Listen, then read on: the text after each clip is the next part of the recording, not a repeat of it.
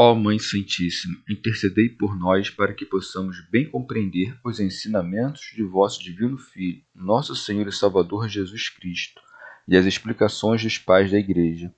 Ó Virgem Imaculada, ofereço-vos este trabalho e peço que abençoais aqueles que o ouvirem, e que seja para a maior honra e glória de Deus. Amém. Senhor onipotente, purificai o meu coração e os meus lábios. Vós, que purificastes os lábios do profeta Isaías com carvão em brasa, e dignai-vos, por tal modo, purificar-me com a vossa misericórdia, para que possa dignamente anunciar o vosso santo Evangelho. Por Jesus Cristo nosso Senhor. Amém. Senhor, abençoai-me. Que o Senhor resida no meu coração e nos meus lábios, para que anuncie digna e convenientemente o seu Evangelho. Amém. Evangelho de Nosso Senhor Jesus Cristo, segundo São Mateus. O perigo das riquezas e recompensa prometida ao desprendimento. Então Jesus disse aos seus discípulos: Em verdade vos digo que o rico dificilmente entrará no reino dos céus. E vos digo ainda, é mais fácil o camelo entrar pelo buraco da agulha do que o rico entrar no reino de Deus. Ao ouvirem isso, os discípulos ficaram muito espantados e disseram: Quem poderá então salvar-se? Jesus, fitando-os, disse: Ao homem isso é impossível, mas a Deus tudo é possível. Pedro, tomando então a palavra, disse: Eis que nós deixamos tudo e te seguimos. Que receberemos?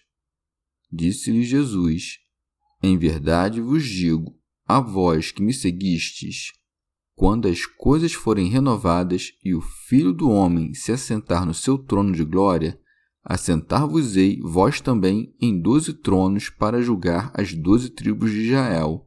E quem quer que tiver deixado casas, irmãos, irmãs, pai, mãe, filhos ou terras por causa do meu nome, receberá o cêntuplo e terá em herança a vida eterna.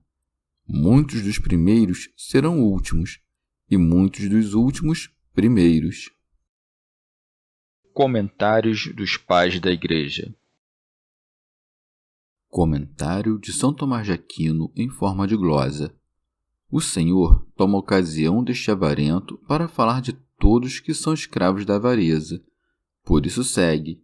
Então Jesus disse aos seus discípulos: Em verdade vos digo.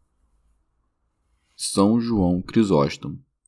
O Senhor não disse estas palavras para condenar as riquezas, mas aqueles que são escravos delas, e para advertir seus discípulos para que, ao verem-se pobres, não se envergonhassem da pobreza. Santo Hilário de Poitiers. Não é um crime possuir riquezas, mas é preciso que, ao possuí-las, haja moderação. Porque, como será possível aquele a quem não resta nada com que atendê-lo atender às necessidades dos santos? Rábano Mauro. Há diferença entre ter riquezas e amar as riquezas. O mais seguro é não tê-las nem amá-las.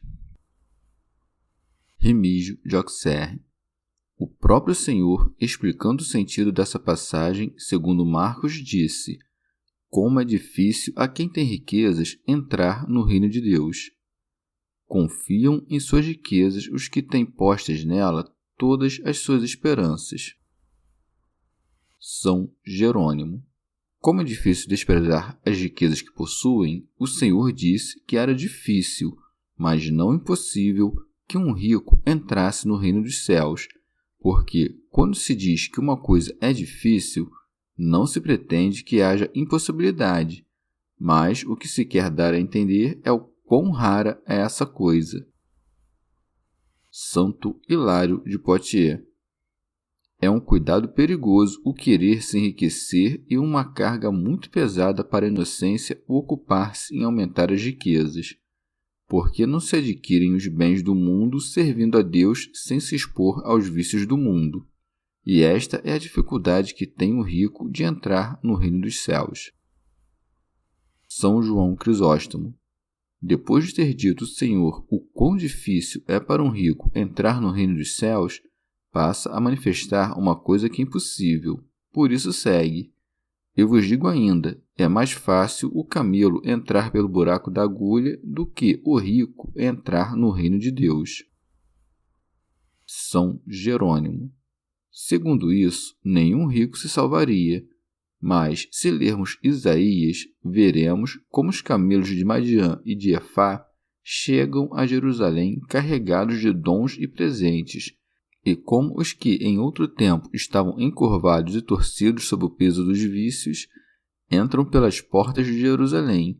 Veremos também que esses camelos, símbolo dos ricos, quando são carregados de sua pesada carga de vícios e de todas as depravações do corpo, podem entrar pelo estreito e difícil caminho que conduz à vida. Pseudo Crisóstomo. Neste lugar se comparam as almas dos gentios aos camelos tortuosos, sobre os quais estava a bossa da idolatria, porque só o conhecimento de Deus levanta as almas. A agulha é o Filho de Deus, cuja primeira porção, que é segundo a divindade, é fina, enquanto que a outra porção, segundo a encarnação, é mais grossa. Esta agulha é reta e sem nenhuma curvatura, e pelas feridas de sua paixão as nações entraram na vida eterna. Com esta agulha foi cozida a túnica da imortalidade, a carne ao espírito. Esta agulha uniu o povo judaico e os gentios, e atou a amizade entre os anjos e os homens. É, pois, mais fácil aos gentios passar pelo buraco da agulha do que aos judeus ricos entrar no reino dos céus. Porque, se com tanta dificuldade são arrancadas as nações do culto irracional dos ídolos, não haverá muito mais dificuldade para arrancar os judeus de um culto racional de Deus? Comentário de São Tomás de Aquino em forma de glosa. Também se pode explicar esta passagem de outra maneira. Havia em Jerusalém certa porta chamada Fundo de Agulha, pela qual os camelos não podiam passar, a não ser que fossem descarregados e fossem postos de joelhos. E nesta passagem, aludindo a esta porta, dá-se a entender a impossibilidade na qual se encontram os ricos de passar pelo caminho estreito que conduz à vida, a não ser que antes se despojem, ao menos não as amando, das imundícies, dos pecados e das riquezas. São Gregório Magno. Ou também, a palavra rico significa todo homem orgulhoso e a palavra camelo a condescendência do Senhor. O camelo entra pelo buraco da agulha desde o momento em que nosso Redentor penetrou até a morte pela porta estreita de sua paixão, que foi como uma agulha, porque mortificou seu corpo pela dor. E entra mais facilmente o camelo pelo fundo de uma agulha que o rico no reino dos céus, porque, se o Senhor não nos tivesse manifestado a forma da humildade mediante sua paixão, jamais nossa intransigente soberba teria se inclinado para a humildade do Senhor. São João Crisóstomo. Os discípulos que viviam na pobreza, que já possuíam entranhas de doutores, conturbam-se e afligem-se pela salvação dos demais. Por isso segue-se. Ao ouvirem isso, os discípulos ficaram muito espantados e disseram: quem poderá então salvar-se? Santo Agostinho. Sendo os ricos muito poucos em comparação aos pobres, é necessário compreender que os discípulos perceberam que são contados entre os ricos todos aqueles que desejam as riquezas. São João Crisóstomo.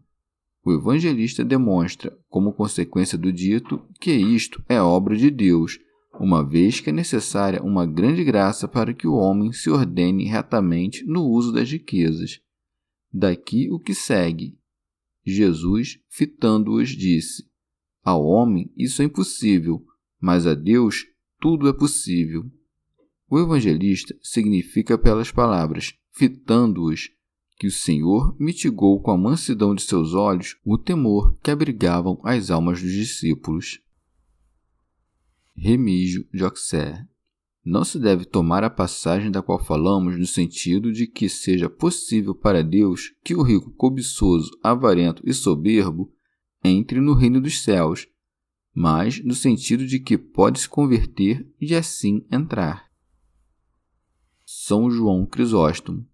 O Senhor não disse tudo isto com o objetivo de que permaneças deitado e te abstenhas, assim como de uma coisa impossível, mas para que, considerando a grandeza da justiça, saltes para dentro da tarefa, rogando a Deus. Orígenes. Pedro havia ouvido as palavras do Senhor: se queres ser perfeito, vai, vende o que possuis. Depois viu que o jovem se retirava triste e compreendeu a dificuldade dos ricos para entrar no reino dos céus. Por isso, como alguém que consumou uma ação difícil, perguntou com confiança: porque, se é certo que o que ele e o seu irmão deixaram valia muito pouco, Deus considerou que haviam deixado tudo, movidos por grande plenitude de amor que, mesmo se tivessem muitos bens, teriam abandonado tudo. E eu opino que foi mais confiante no grande amor que professava ao Senhor do que pela quantidade de coisas que deixava, que Pedro perguntou de modo tão confiante. Por isso se diz: Pedro, tomando então a palavra, disse: eis que nós deixamos tudo e te seguimos. São João Crisóstomo. Bem-aventurado Pedro, que tipo de bens deixaste? Uma vara, uma rede e uma barca. A isto Pedro chama tudo, não por causa da generosidade, mas para induzir o povo pobre, uma vez que disse o Senhor: se queres ser perfeito, para que não aconteça que um dos pobres diga: e agora? Se nada tenho, não posso ser perfeito?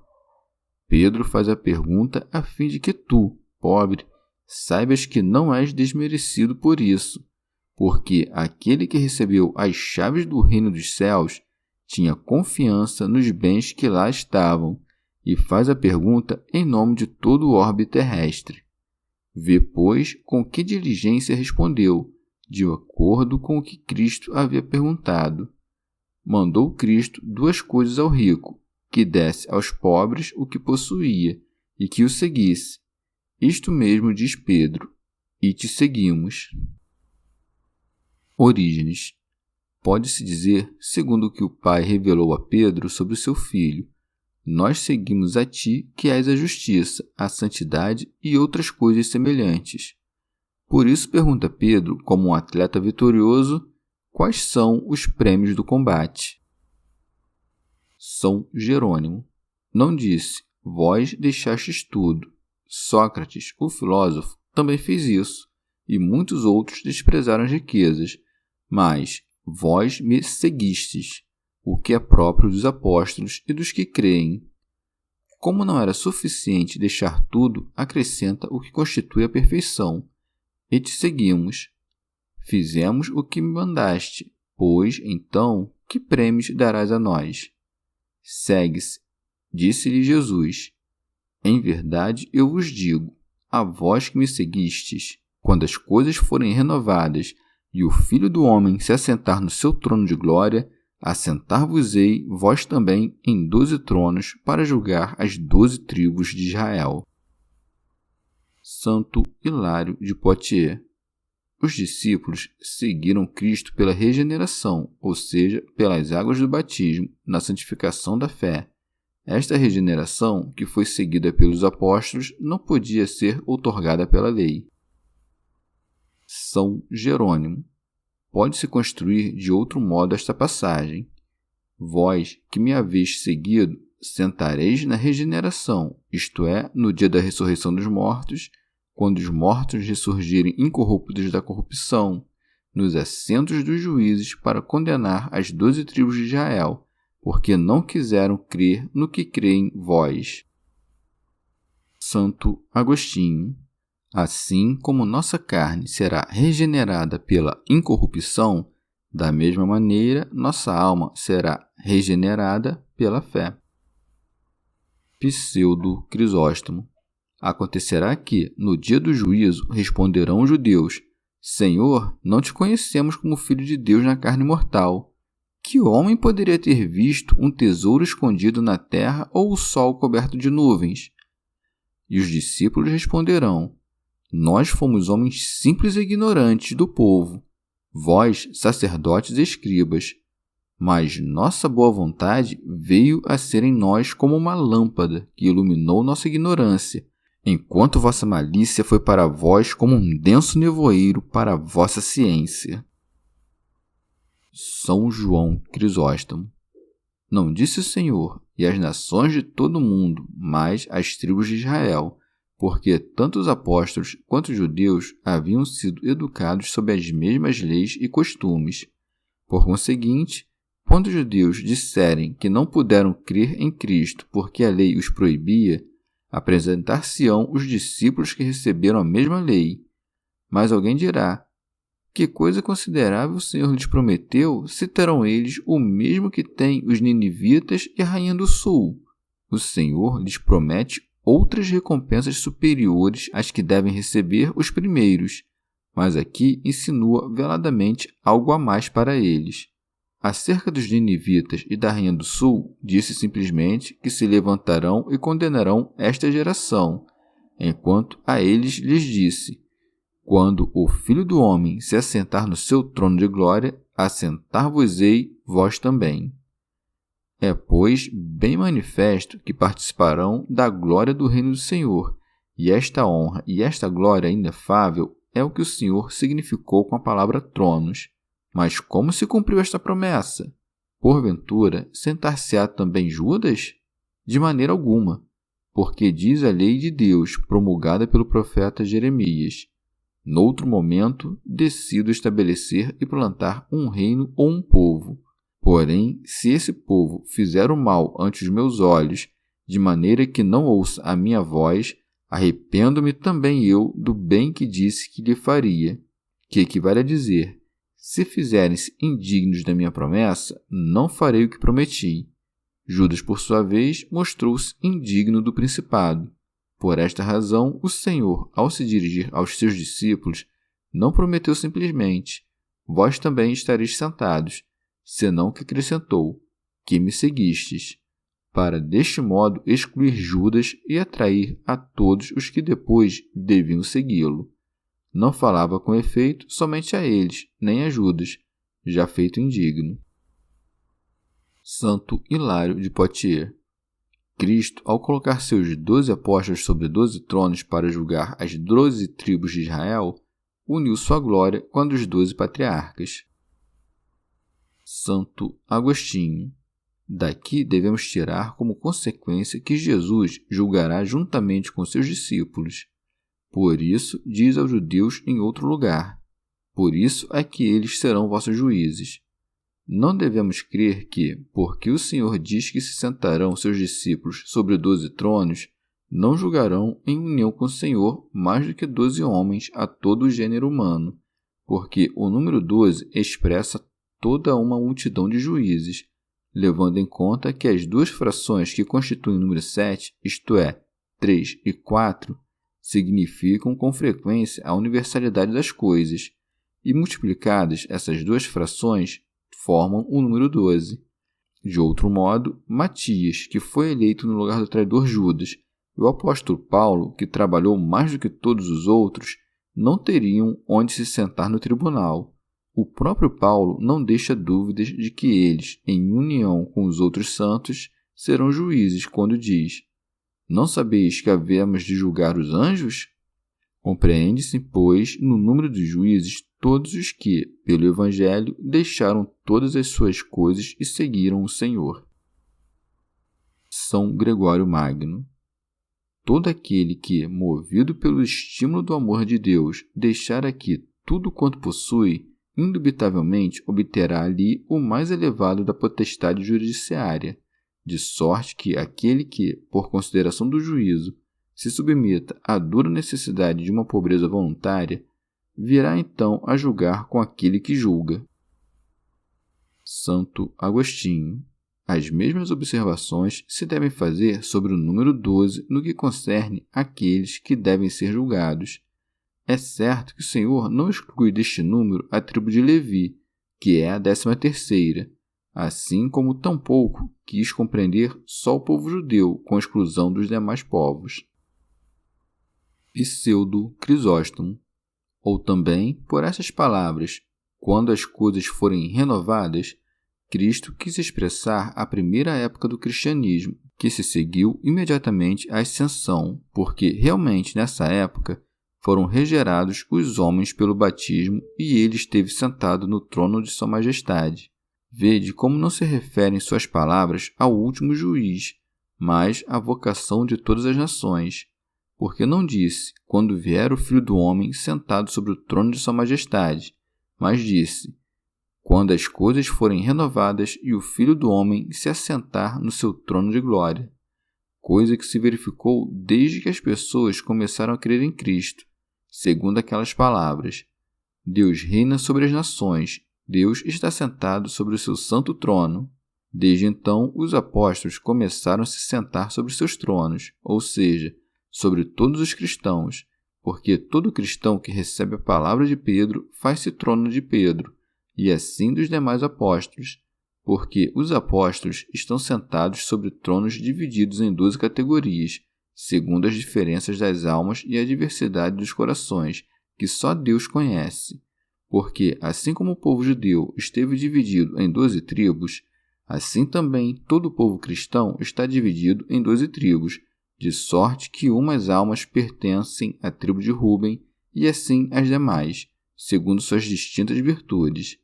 Nem todas as graças são iguais em todas, senão que umas sobressaem em uma e outras em outra.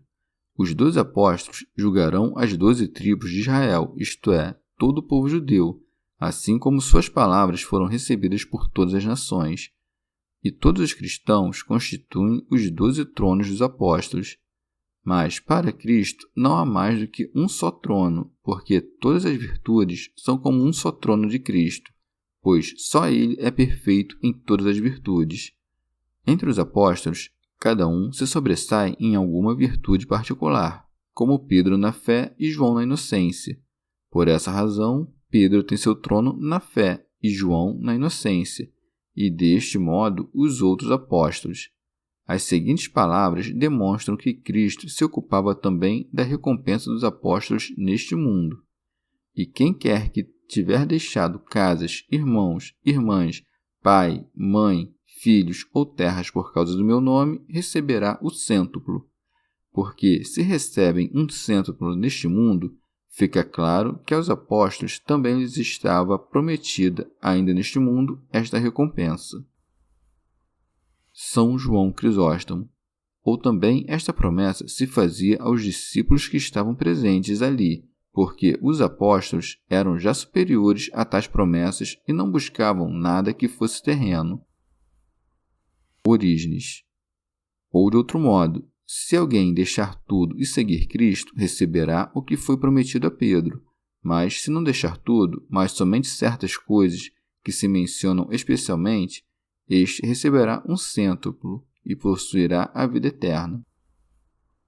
São Jerônimo. Valendo-se dessas palavras, alguns dizem que, passados 1000 anos depois da ressurreição, receberemos o cêntuplo de tudo o que deixamos e a vida eterna.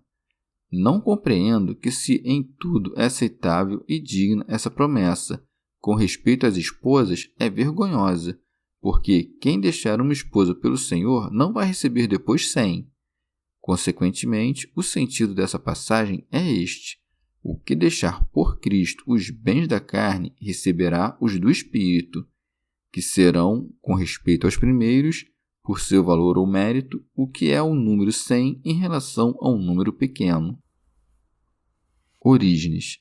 Mas nesta vida, no lugar dos irmãos carnais, encontrará um grande número de irmãos na fé e terá por pais os bispos e os presbíteros, e por filhos todos os que estiverem na idade da infância. Os anjos serão também seus irmãos, e suas irmãs todas as virgens que consagraram sua virgindade ao Senhor, tanto as que vivem sobre a terra como as que já estão no céu. Compreendei que na eternidade e na cidade de Deus terá ele muitos campos e casas, e, sobretudo, possuirá a vida eterna. Santo Agostinho. O apóstolo faz um comentário sobre as palavras receberá o cêntuplo, dizendo: como não tendo nada, mas possuindo tudo, A palavra cento é usada muitas vezes em lugar do conjunto de todas as coisas. São Jerônimo. As palavras "e quem quer que tiver deixado casas, irmãos", estão intimamente relacionadas com aquelas outras. Vêm contrapor o homem a seu pai. Porque aquele que pela fé de Cristo e pela pregação do Evangelho desprezar todos os afetos do coração, as riquezas e os prazeres do mundo, este receberá centuplicado e possuirá a vida eterna. São João Crisóstomo. Quando disse o Senhor, "e quem quer que tiver deixado casas", não quer dizer simplesmente que se rompa o laço matrimonial, mas que devemos preferir a piedade da fé a tudo o que existe. E ainda me parece que essas palavras insinuam de alguma forma o tempo da perseguição, no qual haverá muitos pais que arrastarão seus filhos para os templos da idolatria. Quem fizer tal coisa não deve se reputar nem como pai, nem como homem. Rábano Mauro. Como ocorre com frequência que o homem não persista na virtude com o mesmo zelo com que principiou, ou seja, ou se torna tíbio, ou se deixa cair com rapidez, acrescenta o Senhor: "Muitos dos primeiros serão últimos, e muitos dos últimos primeiros." Orígenes. O Senhor exorta por estas palavras a quem se aproximou da palavra divina há pouco tempo a que se apresse em chegar à perfeição antes daqueles que aparentemente envelheceram na fé. Estas palavras também servem para derrubar aqueles que se gloriam de terem sido educados no cristianismo por seus pais cristãos e para dar valor àqueles que foram recentemente iniciados nos dogmas do cristianismo. Também se pode dar a esta passagem o sentido de que os israelitas, que foram os primeiros, chegaram a ser, por sua infidelidade, os últimos, e os gentios, que eram os últimos, os primeiros. Com toda precaução, diz o Senhor, muitos, porque nem todos os primeiros serão os últimos, e nem todos os últimos os primeiros.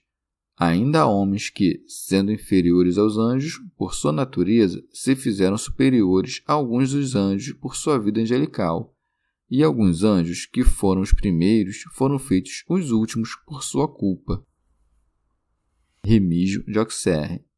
Estas palavras também podem se referir especialmente à tristeza do rico, que parecia ser o primeiro porque havia cumprido os mandamentos, e logo foi o último por ter preferido suas riquezas terrenas a Deus. E os santos apóstolos, que eram tidos pelos últimos, foram feitos os primeiros, deixando tudo por efeito da graça da humildade. Há, por fim, muitos que, depois de ter muito zelo pelas boas obras, se abstêm delas e tornam-se os últimos depois de terem sido os primeiros. Chegamos ao fim de mais um dia de comentários da Catena Áurea. Muito obrigado por ficarem até aqui, que Nossa Senhora derrame suas graças sobre nós e até amanhã.